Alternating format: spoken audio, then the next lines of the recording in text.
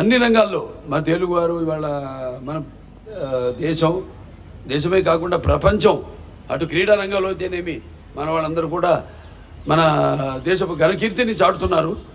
వాళ్ళందరూ కూడా ఈ సభాముఖంగా అలాగే జనని జన్మభూమిశ్చ స్వర్గాదపి గరీయసి ఎక్కడున్నా కూడా వాళ్ళు మన దేశాన్ని వాళ్ళు పుట్టిన గడ్డను మర్చిపోకుండా వాళ్ళు తమ పుట్టిన గడ్డకి వాడు రుణం తీర్చుకుంటూ ప్రాంతపు అభివృద్ధి కోసం వాళ్ళు కూడా ఎంతో పాటుపడుతున్నారు.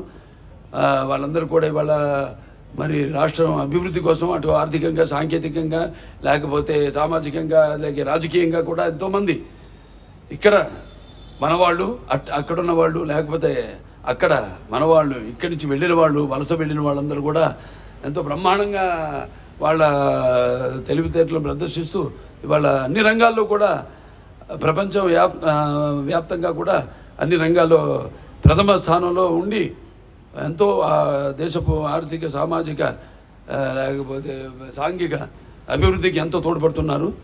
సో ఇవాళ మన అవసరం ప్రపంచానికి ఉంది. ఇవాళ అన్నిటికన్నా ముఖ్యంగా మనం ఈరోజు ఆలోచించాల్సింది దేశం మనకి ఏం చేసిందని కాదు, దేశానికి మనం ఏం చేస్తున్నాం అనేది. ఇవాళ మన దేశం ఇవాళ ఆర్థిక సంక్షోభంలో పూడిపోకుండా ఉందంటే ఇవాళ ఇంకా మన కాళ్ళ మీద మనం నిలబడుతున్నామంటే అది ఇక్కడున్న ప్రతి ఒక్కడి యొక్క తెలివితేటలు.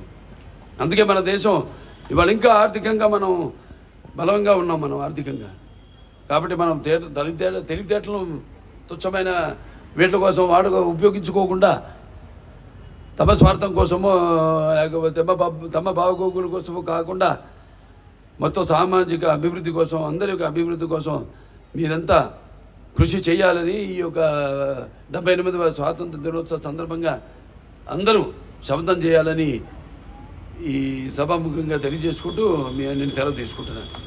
జై హింద్.